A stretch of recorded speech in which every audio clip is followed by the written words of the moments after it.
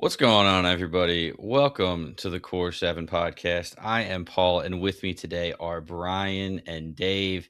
And today we are here to have a fun episode. We're going to discuss a little TV here on the Core 7. We got a bit of a little rebranding there. I don't know if you guys saw that, a little extra digit at the end of the name.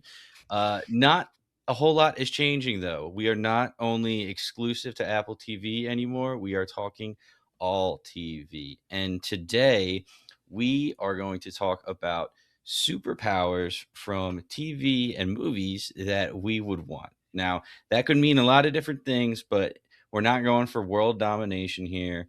We're going for, we could be going for a lot of different things. I'll let each guy explain their own powers and why they chose what they did. We're also going to, at the end of the episode, kind of keep you guys updated on what we've been watching lately in case you need any ideas of a good TV show to binge. Could be movies too. We'll just throw everything out there. But guys, good to have you here. Oh, you know what? Speaking of you guys, a little bit more housekeeping. If you guys like what you hear today, go check out our other podcast, Bingetown TV, as previously known as the Binge Empire. That is where we're going to keep all of our TV coverage. We just finished up our coverage of The Boys over there. If you like what you hear, go check out our Boys coverage. We are also covering season 4 of From, and that is rave reviews right now. Big reveals in this 4th season I've been hearing, so go check out our coverage of that. But back to the here and now. So we've been talking a little superpowers, guys. I want to give you guys a little mini quiz, if you want to call it that. Since we're talking powers, do you guys know who was Superman's first real supervillain? In the comics, not in the movie or the TV shows. Any guesses? Zero idea. Zero idea. Dave, I know you were diving a little bit into the DCU. There's no way I'm going to get this correct because I'm going to guess Lex Luthor. So that was my first guess too, but this guy actually predates Lex Luthor. But in the beginning, Superman was kind of just beating random thugs, villains here and there. But this guy called the Ultra Humanite actually was the first real supervillain that Superman went up against. He was Action Comics number 13 in June 1939, and he was a frail, crippled man who could pass his consciousness in between bodies and kind of body hop, and went into a albino gorilla at one point, and that is kind of what he is known as. So I was going to make a leap of I was just never going to know or heard of this guy. It was going to probably either going to be some nobody or it was going to be some big name that they've been propping up for years, but it just turned out to be a nobody. But sounds like for those listening to the Boys, Mr. Godolkin, that's our Thomas Godolkin power right there. It sounds like a little bit. Yeah. I thought we, shed some light on the OGs, like you said, the unheard ofs that, really should have more of a spotlight because that's really cool and kind of want that power. That's a nice little fun You fact. could not have started this conversation with a more random question, and I would not consider any of us three by any means DC SMEs, and I have famously been out on the DC verse since the Snyderverse debacle. Well, if you're going to make a movie, just don't make it 5 hours long, bro.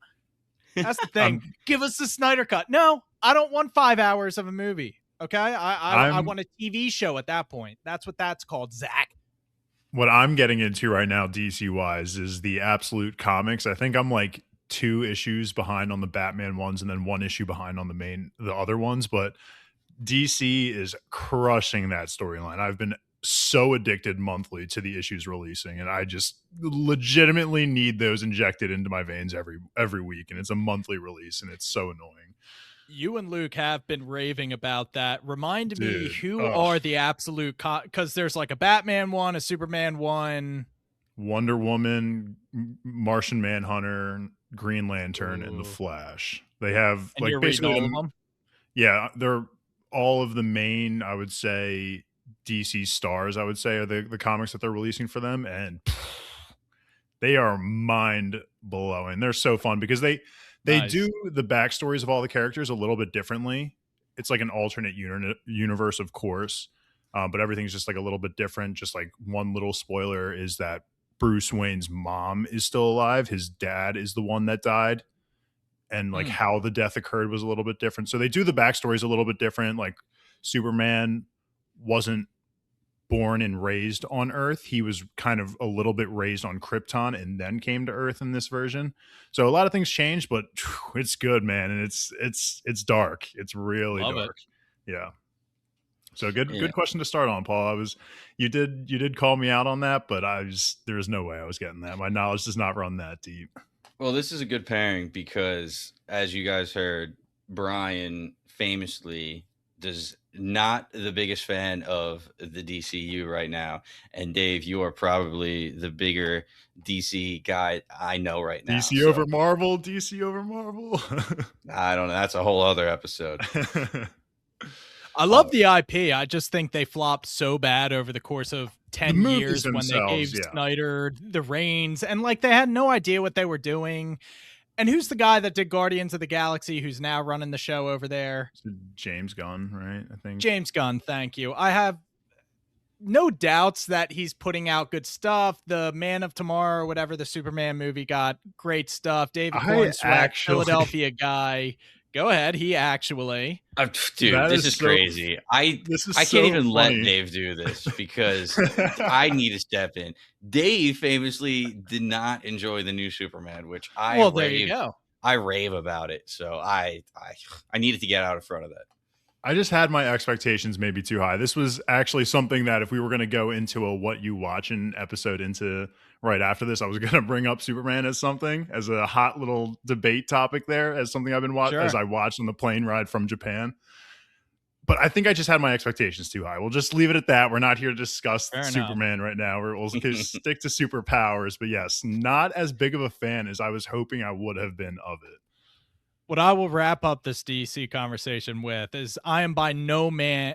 I am by no means I am just a boy here telling you about my opinions of DC. No, I am by no means a hater of the DC IP. I love Batman. I love Superman. I love Wonder Woman. Like, the guts are there. That just left such a sour taste in my mouth. And honestly, Agreed. The thing that has piqued my interest the most, Dave, is you, and Luke's reading them too, the Absolute comics. That is really interesting to me, and I've never been a big comic book guy. A little manga dabbling here and there. You two are kind of the SMEs on that, but no, that sounds super interesting and something on my list for sure. Yeah, we're bringing him around, Dave. We're getting Brian back into let's get his childhood love there. All right, so back to the episode that we are discussing today: powers in TV and movies that we would want. Now, I'm going to start us off with Brian because I've been talking a lot. So, Brian, you hit us off with yours, and then Dave, you go.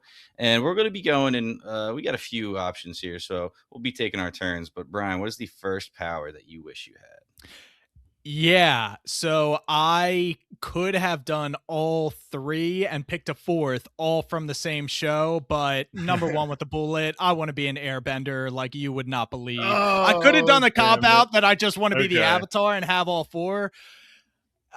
I think my personality meshes a little bit more with waterbending, but airbending, are you kidding me? Just like, hey, I want to see me jump over this house. Whoosh, I'm there. Like, they got the staff. They can, like, flying is a perk of airbending. I'm like, Paul, you're bugging me. Whoosh, push you over there with my airbending superpowers. Not a superhero per se, Aang, or anything, but I definitely consider bending of any style a superpower. And just what I mean, come on, it all comes back to Avatar: The Last Airbender when we're talking TV. That's like on a short list of my favorite shows of all time, arguably my favorite animated show of all time. So I would never go through an exercise of picking my top three superpowers without picking one of the bending, and airbending gets the slight nod over the other three, but any of those four would be excellent powers. So I see the ire in Dave's eyes right now that I got to go first and pluck that away from him. So maybe you can audible to one of the other bendings, or maybe I got it twisted. But number one for you, boy, airbending. I will try and quickly think of a fourth power to replace it because I don't want us to double up on the shows here. But I had earth bending because that Mm. is always what I've identified as. Paul and Sure. I are the big earthbending guys in the group. We've always said it since day one.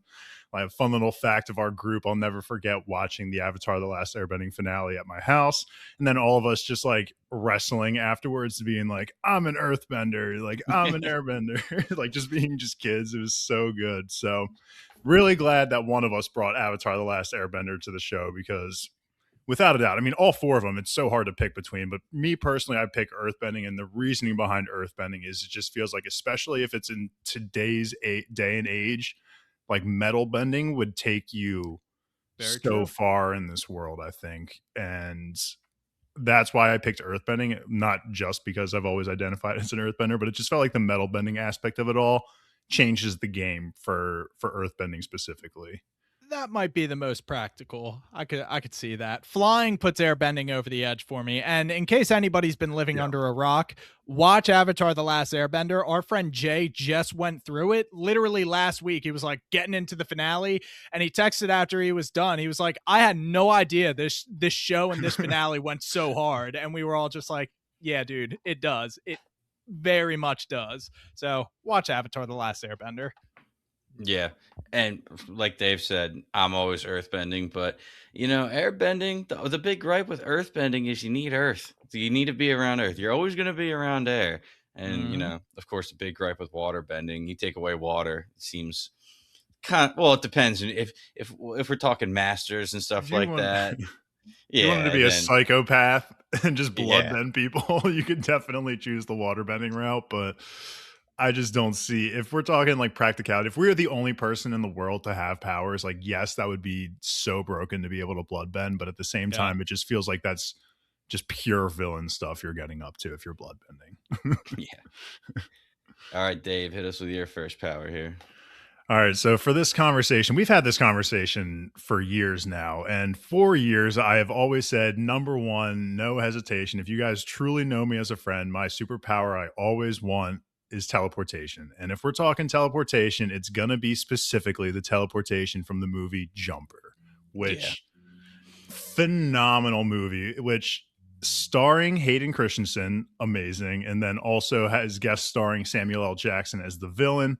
Basically, there are these characters called jumpers that have the ability to jump slash teleport anywhere in the world. And the thing about it is that as long as you see a picture of it or you can visualize it in your head, you can jump there. So you don't ever actually have to go to these places to kick in the power. You just have to look at a picture, think about it, and you're freaking there.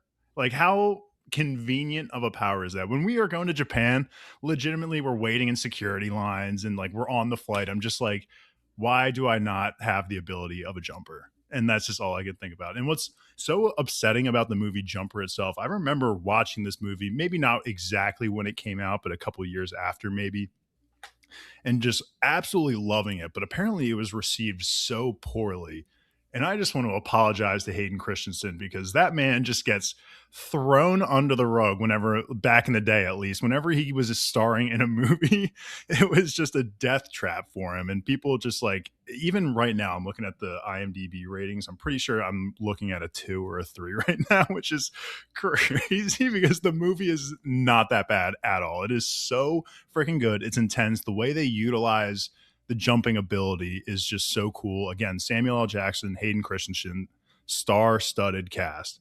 I feel so bad for Hayden in his early days because he received so much hate for roles that he actually ended up crushing. So we love you, Hayden, if you're ever listening to this somehow, some way, but it's got to be teleportation for Jumper. That's legitimately asked me this for 15 years now straight, and it's always going to be that answer. yeah, without a doubt. That's one of the first things I thought of too. I mean, it's just so broken. Like you're talking about going across the world. I would use it to go from my bed to the bathroom without actually having to get up. Like that's how you could utilize it for every part of your life. So hell yeah, that would be incredible. Low in your carbon footprint too. Hell yeah.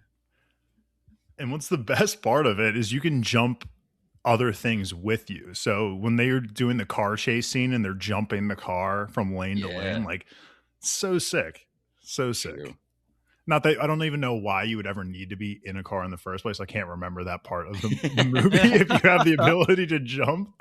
But sure, you can jump a car if you want. So that was really such an easy decision. It's like of all the teleporting powers we've seen, I feel like in any portrayal of like comic TV or manga, albeit a couple animes probably, it just feels like the best way to teleport. Just look at a picture and just be there. Easy. Sign me up. Oh yeah, definitely. Teleportation are probably the most practical power you could have. I knew one of you was going to take it, and I had a feeling you were going to pick Jumper too, so I just left it off my list because I just knew it was going to be taken. So fair enough. It's got to be it.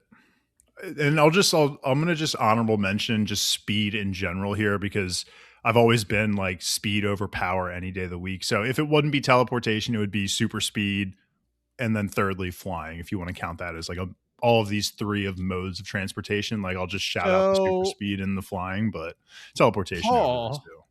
I must have missed when you gave Dave the green light to go 2 powers in a row there. I'm not saying 2. It wasn't 2. I'm just giving the honorable mention. Really? Because it seems like that was 2 distinct powers when you only got one. Teleportation. So that's kind of crazy. Kind of crazy. Paul, before he gets to his 3rd, 4th, and 5th honorable mentions, why don't you give us your first power? Yeah, let me jump in here. Super speed? yeah, and flying. Just the combo of the two. No, okay. So this one, I want to say it would be helpful in my daily life, but it's really not. It's really just because I want it. I think it would be awesome. And that's going to be Beast Boy's powers from Teen Titans. Motherfucker. All right. Well, I'm just going to have to be reaching from the barrel at this point in time. You took that from me, too. That's crazy. I thought that was going to be an under the radar one. Yeah, that is unbelievable. We just cut this episode a little bit shorter here because we all had the same powers. But I mean, I think we're all on the same page then, because it's just so damn cool. He can transform into any animal, living, extinct, or mythical. So hell yeah. And he can gain like other abilities, like if you could say, oh, like I want super sight. Well, you can just turn into an animal that has enhanced sight or smell or strength. Transform whatever you want. He like has healing properties from some of the animals too and stuff like that. So he can talk to animals when he's in that animal's form. Yes, definitely. Yeah. And that was like another thing. Like, I don't know if this is actually Teen Titans show. This might be more comics, but he can technically like turn into aliens because different aliens are animals. It's the planet. I think it's either like the universe. I think it's specifically the planet. Whatever planet he is on, he can just naturally arrange his body into that planet's life forms, basically. So like there's one of the movies I watched of the DCU, he goes to hell and he can basically just transform into like parademons and things like that. Yeah. So yeah, cool. It's handy. Yeah. It's handy no matter wherever you are. I mean, I think technically too, he can like turn into a virus even, because a virus is carried through certain animals. Well, technically a virus is like an animal. It's nobody knows what a freaking virus is. True. So they said he can like duplicate, but that's like maxing out powers. That's like min-maxing these Beast Boys powers here. Just to like the other stuff too, like the healing properties just of different animals. He can regrow limbs, I guess, because like other animals can just regrow like appendages as well. So there's just so many cool things. The only downside is I'd always be green, which some might even consider that an upside, you know? So that's not even that bad. And then I think the only other thing was it's like harder to maintain some of those bigger form animals for like longer periods of time. But like, fuck that. I'll turn into a pterodactyl and fly to the grocery store. It's not that long. I'll look cool as hell. So it's always been one of the most, it feels like one of the more unique ones and always so cool. And I've always loved Beast Boy. And I think you guys are on the same page. He in Teen Titans, he is one of my favorite voice acting performances of all time. And I don't know the actor's name, but just the Beast Boy voice, incredible. That's another one. If you haven't seen Teen Titans, watch that before. But Paul, I know for a fact the thing you would look forward to most about that ability was Emily would come home from work, she'd walk in, and there would just be 3 cats walking around. There'd be a green cat, and then Huey and Peaches just chilling. 3 little cats. Definitely an incentive. And actually, one of the things I thought of too is I could turn into a cat and then finally square up with Huey, my boy cat, and be like, yo, what's the deal with knocking on the door at 2 a.m., waking us up? I can finally square up and actually beef with him because it's not even a fair fight now. So that definitely was thought of the that. easy. I'm so upset because when I texted our chat earlier and I was like, I'm excited to bring up the superpower that I chose, this one unique one. It was definitely Beast Boys. And so we were all on the same mind. I'm so upset. I'm proud all 3 of us had that. I'm not even mad. That's awesome. It's so easy. And then obviously for our D&D characters, I'm a druid, baby. So that's where I was thinking of. So give me an owlbear form. That's all that matters. Yeah. All right. So how are we doing this? Do you get 2 in a row or do we go back to the start? You go back to the start. Why don't you go and pick your second one here?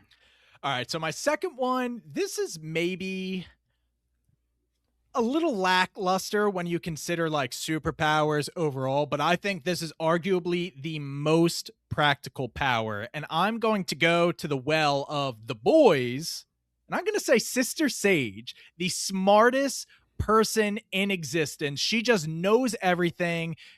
She gave us the anecdote in the story that when her grandmother got diagnosed with cancer when she was a child, she literally cured brain cancer overnight. She just had a 24-hour all-nighter and she presented, here, this is the cure to cancer. Like, that is how smart she is. And I just think, like, school chump change. Like, I would be the dude from Good Will Hunting. I'd be solving the math equations. And I think she was such a cynic. And I'm not sure if that's like a necessary downside of the power, that your mind is just so overloaded, like a regular human couldn't handle it, and you would just kind of go a little like mad or insane or just like forget about it all. But I like to think that a lot of that had to do with the character of Sage's like just personality. So I think I could handle it. And if it only had the positives of that power, being the smartest person on the planet, I think that's a pretty damn good one, because across a lot of other media, all the brainiacs have like giantly swelled craniums. No, she was just smart as hell and she knew it. I think that not bad. And when you're talking teleportation and crap, it doesn't seem that spectacular. But while you're teleporting everywhere, I'm going to figure out how to design a teleportation machine, bruh. It's too slow. I'll be too quick for you. Oh, yeah, fair enough. It came across my mind in this one, but I don't know, like you said, if the downside of it would be that my mind is constantly like racing at all times. Like I'm constantly thinking of things. Would I be able to sleep at all with how much I'm thinking? That was like one thing I was a little bit worried about with choosing that power. But I totally see where you're coming from. 100%. I mean, being just like Sherlock Holmes and just all these people, to just be able to look at someone and just know their life story just because how smart and attentive you are. It's just, yeah, I mean, that'd be so fun. Paul's being quiet because he famously hates Sister Sage. Yeah. And he was like, I thought we were done with this conversation. I know. She keeps coming back into my life somehow. Yeah, no, that's a cool power, Brian. You'll be able to cure cancer, but you won't be able to guess the ending of a Disney movie. So take that for what you will. Don't want to get fair enough, yeah. Don't want to get into too many spoilers here because season 5 is still fresh, but she is, at the end of the day, a great character and a great superpower. I just hope you don't have the urge to give yourself lobotomies every day. Or maybe I do. Am I right? Don't tempt me with a good time. She looked like she was having fun. Yeah. Yeah. And I do like Taco Bell. Anywho, that will bring us back to producer Dave. All right. Since I've been having to do a little background research, since all 3 of my powers are pretty much taken, I had to pull one out of here. But this one This one should have made the list, to be honest. This one is a great one, and it can kind of be broken down, I guess. We'll just say it. It's having the power of the Force. I think, push pull, that at least specific part of it. I think that is because I'm also thinking of like Pain from Naruto, like the push pull. I really like that aspect of it. I don't know if we can just say the Force and have like all of its powers that come with it, but I mean, good answer. You can absolutely just say the Force and get all the powers that you're a Force sensitive superhero. Absolutely. Okay. I'm so jealous. Oh my gosh! Then you got the Force it. jump, Force speed. I don't know how much of it is canon because I know some people have complaints about how all that works, but easily the Force then for me, being able to control objects just with my mind. What is that actually called? I mean, I know that's the Force. I would specifically want the Force from Star Wars, but what's it called when you have the power of being able to move things with your mind? Not telekinesis, it's telekinetic. Telekinesis, because you're telekinetic. Telekinesis. Yes. So I guess that would fall under the umbrella of it. Yeah, the umbrella of it all. Yes. So I would just say the Force, though, because the Force comes with extra perks as well, not just pulling and moving objects with your mind. So easy one. Good answer. Nah, you know where I stand on that. I can't believe I didn't think of it. Yeah, that's a great one.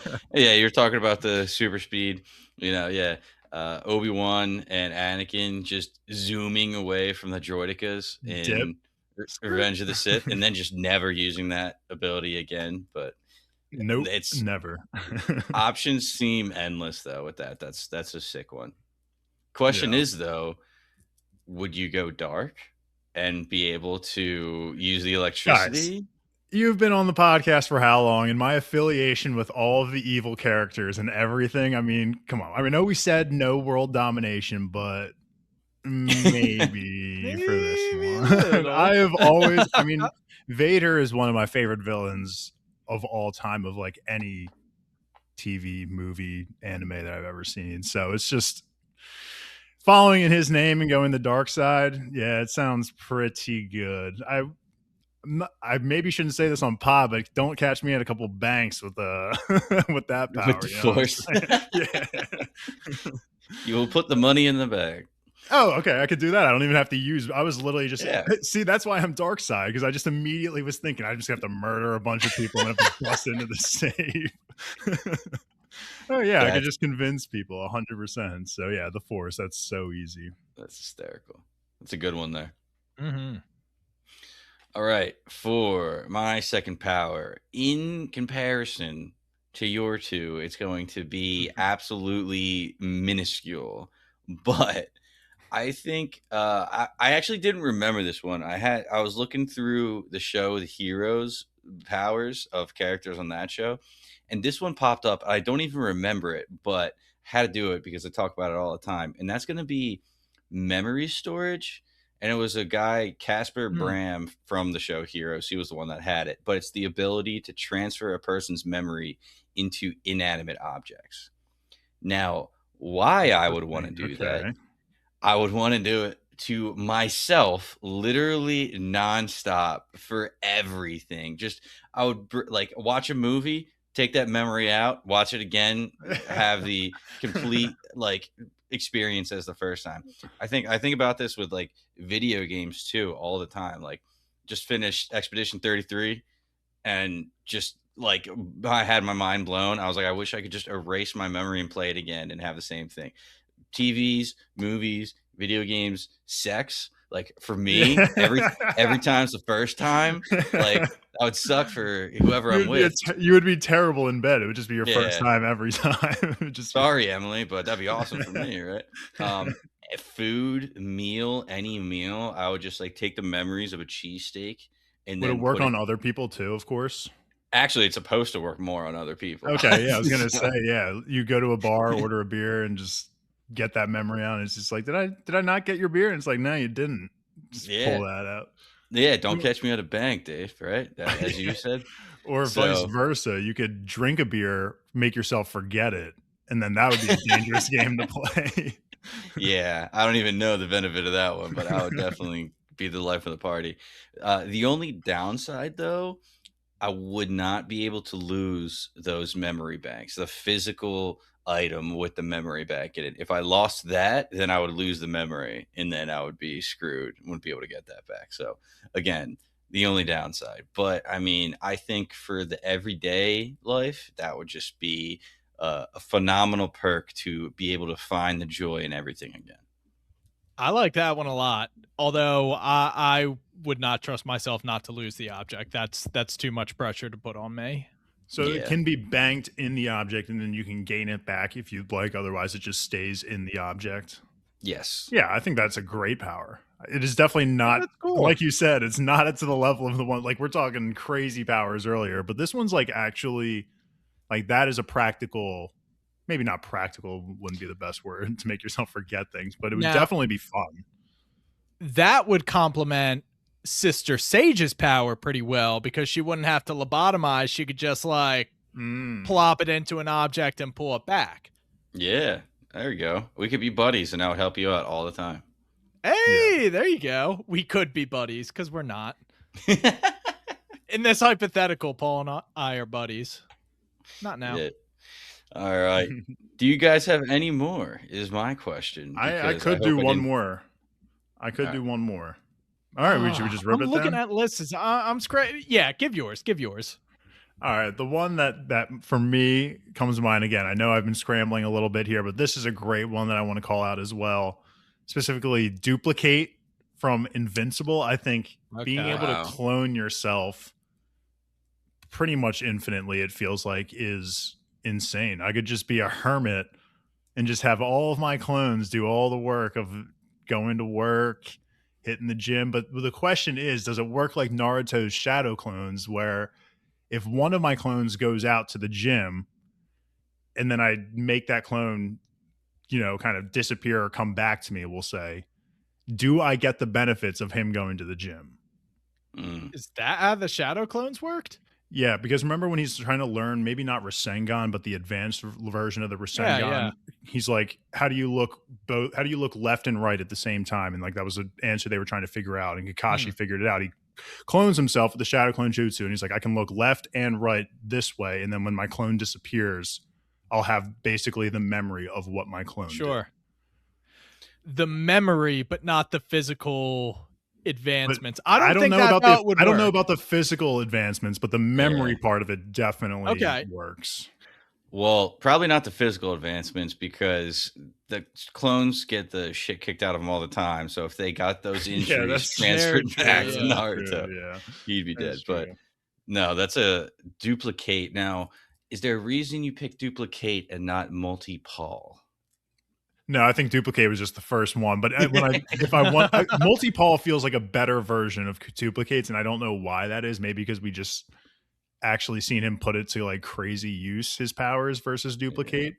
He's an a-hole though, so He is an a-hole, and I was saying I'd be an a-hole with the force. I would not be an a-hole with duplicate's power. Mostly it's just for me to be super lazy. Like I could just sit at home and game all day, my main body, while all my clones are out doing things. Like, guys, let's go out this weekend. Let's go to a club. Ugh, I don't really want to. But clone number one, you're up to bat, bro. That's you. and you maintain those friendship Yeah, and then I can memories get them. too. Yeah, and then I get the memories back, and it's like, yeah, I remember you. I was totally out that night. That's hysterical. In Dave's wildest superpower hypotheticals, he is using duplicates of himself to avoid going out and keeping plans with his friends. That's my hero. That's my hero. Right Insanity. there. Yeah, well, apparently. And if I wanted to Duplicate. if I wanted to rob a bank, I could get it done too. There you All go. comes back to that. That's the standard. There you go. How well can I rob a bank with this power? That's the standard. Yeah. I have, Paul, do you have one more that you want to contribute? Because I have like 3 that I'm like, Yeah, I'll throw this one out real quick. This is Yeah. my third one, and going off of Invincible, this is Invincible. And compared to my last powers, this is absolutely world shattering. But I would pick Adam Eve's Adam Eves. power Yeah. of That just came across my mind. Yep. being able to manipulate atoms. I mean, the scale to which she uses it is probably way more than I would be able to comprehend. Like, but more of like, oh, she just wants coffee. just conjures coffee. So like I would just be able to do that. What's great about her power too is like there's a learning curve to it basically. Like you can't just conjure something if you don't Yeah, physically understand how it works or like she can unless she doesn't do the research and put the work in, she can't actually conjure, which I think that's a cool part of it actually. definitely. And that Mhm. was I have downsides to all of my powers, and that is this one downside Yeah. is I'd probably need to learn a lot about chemistry, and I absolutely stink at chemistry. So Yeah. that Could would do just literally anything I want. Must learn chemistry. that's a big Ah, hurdle. no, That's you're not wrong at all. yeah. So I mean, like we said, it could literally like you could just take your clothes off, take your clothes on, create literally whatever you want, change atoms, but Yeah. you need to learn, and That that's the was tough part. that was a See, good one. that's something that I'm always like, you know what? I would bite the bullet and learn chemistry if once I learn it, I can do Adam Yeah, Eve's power. Oh yeah. Kind of along that same train of thought. Whenever I'm like watching the Harry Potter movies and Ron's like, exactly. "Ugh, I have a potions essay due this weekend." I'm like, "Bro, you can brew potions. What are you complaining about? You take your studies seriously, bro. You are a wizard." Yeah. Definitely. Think about that all the time. It's like, why would you not want to be studying to learning all the powers? So Oh, I have an essay on werewolves due. Yeah, that sounds incredible. yeah, I would do that. Oh my That seriously. goodness. sounds pretty fun. And if I get bit, I get bit, brother. That's not the end of the world. Yeah. I guess it's Mm. just mundane stuff to them. Yeah, really. That's Dave, you hysterical. want to be a werewolf? Is that what you're saying? Are you team Jacob? I've already said it, man. I'm a druid at heart. So if I can transform into That's an fair, yeah. animal and if it's a werewolf, so be it. Those things are badass. Fair enough. He's Team They are. Jacob. Yeah. They are. Final I'm honorable also team Jacob. mention, Luffy's power. I think being rubber would be The great. stretch, yeah, Yeah, I just think absolutely. being made of rubber would be great in terms of you don't have to worry about any like severe falling situations. You just bounce off anything. No one can hurt you in any way. You don't feel pain and you can stretch. That's just Mm. goated power. I got, yeah, 2 rapid fires. One, I don't even know if I would want this. It would be great for a while, but eventually you just live forever. But essentially, just like regenerative powers, Yeah. specifically like Wolverine. I'm not deep into the lore, but it's been described that as long as one cell of Wolverine remains, he can just regenerate himself. That would be insane, but it essentially means you're going to live forever. I don't know if I want that. That's Yeah. great. You watch all your friends die, and then your next era of friends die, and then the next, and the next, and the next. And it would be cool, but at a certain point, you'd be like, it's been a while here. I think I'm ready to be hitting the old dusty trail. Maybe if the But power slowed down as you aged as well, like it wasn't as powerful, like when you're 80 years old, let's say, like it still kind of ages you a little bit. But yeah, yeah, maybe. living, But yeah, living Wolverines forever isn't live that. forever. Yeah. Yeah.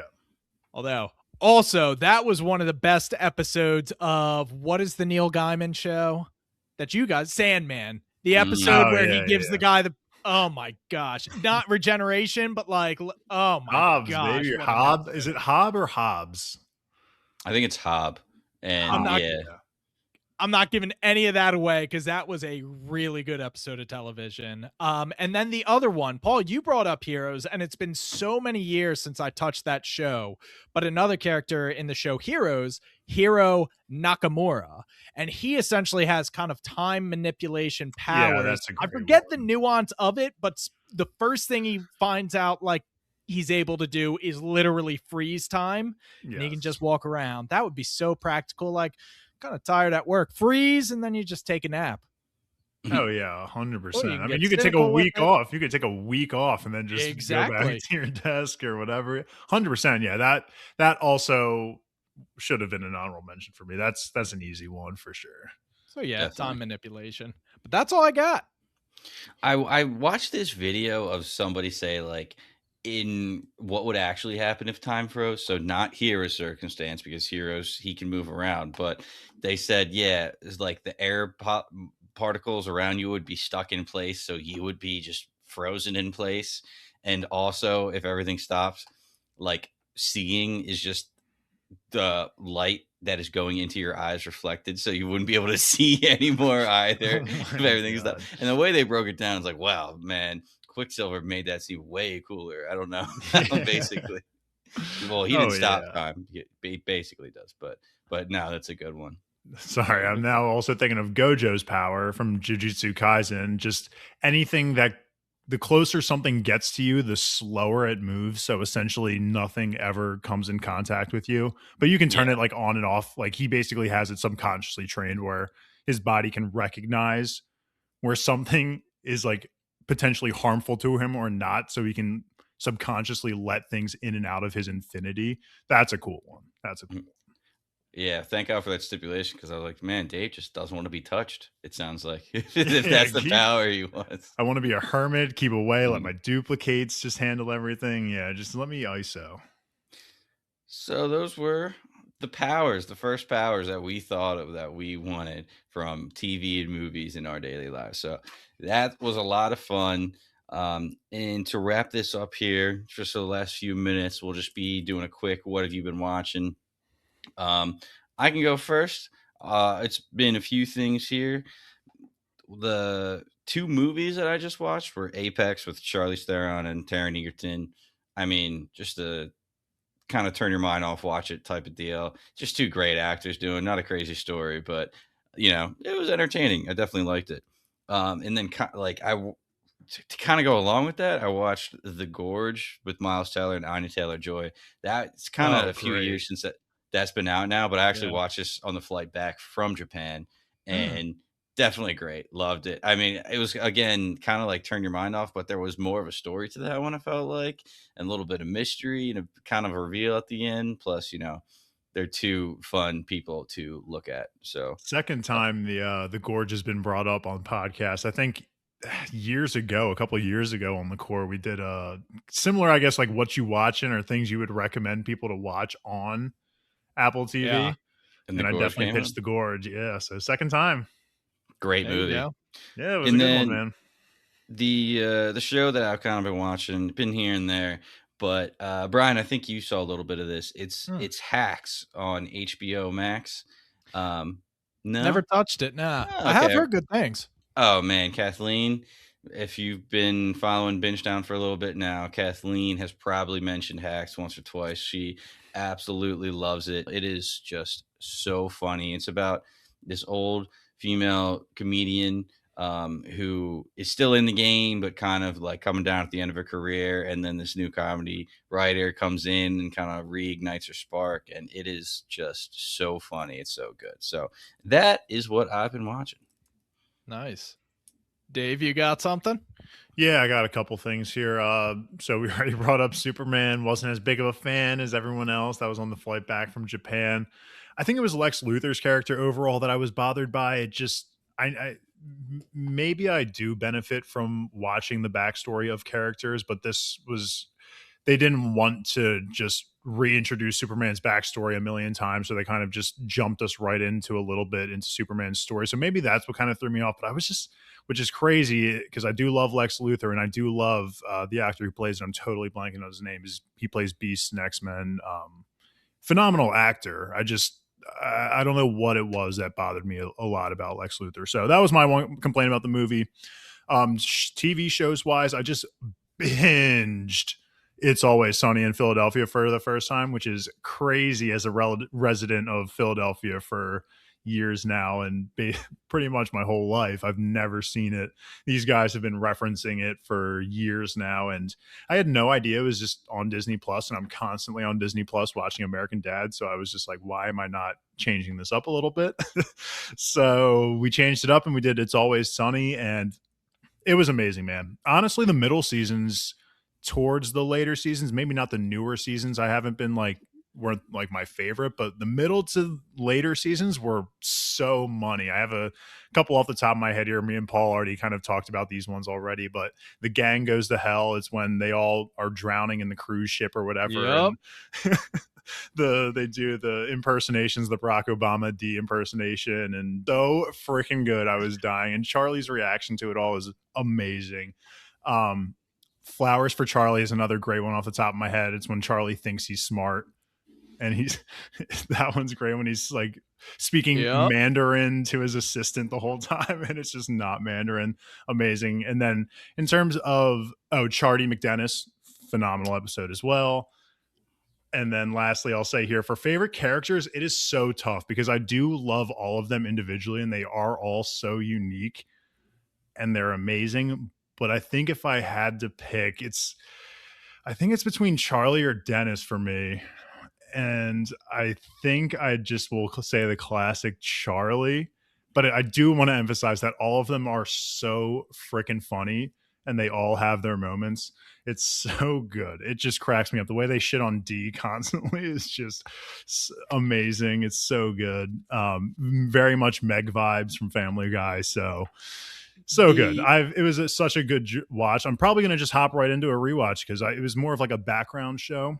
So there were probably like some episodes I wasn't fully paying attention to. So I'm probably just going to go right into a rewatch. It was a very quick binge for me. Mac and Dennis moved to the suburbs is one of my favorite episodes in the series. I love Charlie McDennis, but you said they always rag on D, and I love that running gag. But in the episode where they're trying to replay the Halloween party and they're all like retelling the story, and she progressively turns more and more into a bird until Mac retells it, and it's literally an ostrich. Yeah. It's just so ridiculous. But no, that is a crazy gap in your viewership. So I am glad that you closed that gap as a native Philadelphian. Without a doubt. So worth it. Yeah. So worth the watch, definitely. Oh, sorry. I do have one. I forgot. I did have one other show. I'm halfway through watching Cyberpunk. This one I've been stuck on for a while because I actually started it on the flight back from Japan. But I got caught up in Always Sunny, and so now I'm going back to the Cyberpunk route. I'm halfway through. Really good show so far. I mean, the animation is so freaking money. The story is absolutely, it gets you so hooked. Absolutely is doing its job in terms of I definitely have an itching now to try and play the video game, even though I haven't finished the show itself. And I do, for all those who have seen it and are probably thinking, oh, he's going to freak out. Yes, I am aware. I don't know the actual ending, but I am very much aware that the final episode of this show is going to pull at my heart. So maybe that's been why I've been delaying it a little bit subconsciously, is because I know it's a pretty intense last episode. I've heard it's got very high ratings on Rotten Tomatoes, IMDb. Who told you that? It's good. It's a good show. I've heard crazy things. People are like, dude, that final episode, man, it breaks you. So we'll see. So Paul, you've watched it too? Yeah, no, it's great. Cyberpunk Edge Runners, highly recommend to anybody, and I recommend the game too. And I also think that there's maybe talks of a season 2. I don't know if it's like confirmed, but they have been at least talking about it as an option because they were just kind of blown away by how successful the first season was. So I think season 2 is something in the works, possibly. I'm happy. Gotcha. Love it. I'll have to add it to the list. But I guess that finally brings us back to me for what I have been watching. And I guess I'll pitch some shameless plugs for a couple of our podcast shows. I had covered previous seasons of From. It is on season 4 right now. Luke and Jimmy are holding that down over on the BingetownTV podcast feed. However, oh my goodness, I so enjoyed that show. And it was frustrating because a lot of the writing, they would just ask so many questions and questions and questions, but they would never give us satisfying answers, to the point where watching it episode week by week, season by season, we're like, come on, man, where's the point and how do we get to it? But somewhere around last season 3, they really started tightening it up, and they kind of, it seems like they listened to the audience's feedback, because there were some plot points, like there's one character that clearly knows more than he's leading on. And whenever someone's like, Victor, tell us what you know, he's like, I don't want to talk about it. And it's like, bro, come on, man. The stakes are too high to just not talk about it. I need a better answer than that out of you. So that was frustrating, but they're kind of working on it. But all of those grievances aside, it's by the people that produced the show Lost. Similar kind of like mystery elements, but a very different story. And I mean, it kind of blends mystery with horror. There are these creatures that come out of the woods at night, and they're crazy powerful, and they will just get you on sight and eat you alive where you stand. So it's like terrifying, but all of these like residents of this poor town that's being plagued by them are trying to figure out, why are we in this stinking town? Why are there beasts coming out of the woods? Why do they hate us so bad? And kind of, there's way more to it than that, but it's such an engaging, like, stuff is coming at you at 100 miles per hour. Like, oh my God, oh my God, oh my God.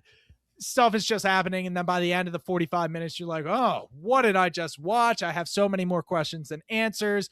But it's starting to get way more satisfying than it was even in the first 2 seasons, and even those first 2 seasons were such a fun watch, especially if you can just binge straight through it instead of watching from week to week. So I think that is an MGM Plus show, which is a little inaccessible. Not many people have it, but I think the previous seasons can be found on Prime Video. So I would highly recommend catching up on that.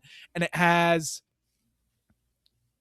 I'm blanking on the name. I want to say Harold Perrineau, but I know that's not right. But he played the character Michael from Lost, and he is fantastic in the role. He is like the lead guy in this show, and he is just an absolute 10 out of 10. So good acting, performances, and just a really fun show if you like kind of that horror mystery spot. So that's from, and then I'm also picking back up on Silo, which is an Apple show. And if you've been following this feed, you're probably farther than I am, but I was not on the season 2 coverage. I watched season 1, loved it, and then haven't touched it since. I've been earmarked to be on the season 3 coverage. That's just a great sci-fi one, spearheaded by Rebecca Ferguson, the lovely and talented Rebecca Ferguson. She's fantastic. Everybody does. What's not to love? She's great. No, I love her. Dave loves her. That's what I know about producer Dave. That he loves Rebecca Ferguson, and his number one power is teleportation from Jumper. Yes, sir. Yes, sir. Nah, but Silo's really good. Post-apocalyptic, like all of humanity is living in this underground silo, and then, the mystery unravels. There are some great elements to it. So, it's definitely that post-apocalyptic shtick, but it's done very well, and I think Apple TV is just one of the best in the game right now for production value, so they did a really good job with it. But getting to the stuff that we do not podcast about, Emily, my girlfriend, is going through the journey of One Piece with me, and I won't bore you with that. If you have ever followed this podcast to any extent, we're all obsessed with One Piece. Paul has the pictures behind him, so I won't bore you with that. But because she is watching 1,500 episodes of One Piece and loving it, by the way, I was like, okay, I owe you 1 or like 7 shows. So what do you got? And she was like, The OC. It's one of my favorites of all time. So I am watching The OC. This was back in the days when they did a nice, gritty, like 27 episodes per season. So there's 4 seasons. I was like, that's not that bad. But it's like 100 episodes. So I was like, okay, you're doing 1,500. I got this. Anyway, it's actually way better than I was expecting. Kind of that whole teenage, angsty, over-the-top drama sort of genre has never been my shtick. And I said immediately to Kathleen, like, oh my gosh, we got to do a pitch down with this because I'm actually enjoying it. And her wife, Alex, made her watch it for the same reasons. But we both really liked it. I would say Sandy Cohen, one of the best television dads I've ever come across. He is like the morally righteous foundation of the show, and he very rarely gets steered wrong. But if you were alive in the early 2000s, you saw advertisements for the OC. Arguably the best theme song of all time. California. Wow. California. Are you kidding me? You've heard the song. We've all heard the song. We all lived through the early 2000s, baby. So, yes, arguably the best theme song of all time. I blast it in my car often, and the characters are very lovable. Sandy Cohen's son, Seth, is just like the clown. Ryan, who is like the angsty dude, always wearing a wife beater. He came from Chino, baby. Then he moved to the OC. I'm talking Orange County. A little dude up the rough and tumble streets of Chino. Are you kidding? Moving to the big OC? Living in Sandy Cohen's pool house, man. It's rags to riches kind of story. But poor little Ryan and his wife beater cannot help himself but get into a scrap. It's the Chino in his blood, baby.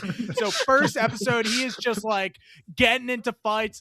It has almost become a joke of the show. He like can't go through 2 episodes without like getting in a fist fight with people, which is kind of hilarious, but also awesome. I'm sure you guys are surprised how much I'm raving about it. I cannot avoid the fact that like for what the genre is, like the teen kind of drama, this is like elite level television for that genre. I think it originally aired on Fox, so that's not always their cup of tea either, but they did it right. And oh, by the way, the mother from How I Met Your Mother, Yeah. her roommate that Ted dates, the actress's name, I believe, is Rachel Bilson, and she plays one of the main, characters of the show, Summer. She is fabulous in this show. Fabulous. So, I mean, if you guys ever want to be like, okay, I can bite the bullet and watch this quote girly show, this is one of those ones that you'll, after an episode and a half, be like, hey, so like, do you want to watch the OC? I guess we could watch the OC. But you're like, please say yes, I want to watch the OC. It's been great. That was incredible. I'm ready to lift some weights right now, the way you got amped. That's so funny. So I cannot wait to show that to other OC lovers, and they're going to reciprocate your love. I hope they do. Nah, it's been good. I'm shocked personally. I cannot believe we would be talking the annals of the OC on here on the Core 7. Yeah, incredible. So I think that is going to be it for us, unless anybody has anything else to add. I'm seeing some shaking heads. Take us away, little Ricky. Wrap it up, baby. All right. So if you like what you heard, please follow on wherever you get your podcast and on all socials, Instagram, X, TikTok. We are Bingetown TV. If you want to get into some conversations, we have a Discord, BingetownTV/Discord, or backwards, Discord/BingetownTV, I think is actually what it is. Don't worry, the link is going to be in the description. Oh, yeah, don't worry. We have all the links. But yeah, if you want to talk about any show that we have covered, or just see conversations that we have with longtime fans, please join there. That has been a great source for us to interact with you guys. And yeah, as we said earlier, we are the Core 7, and thank you so much for listening.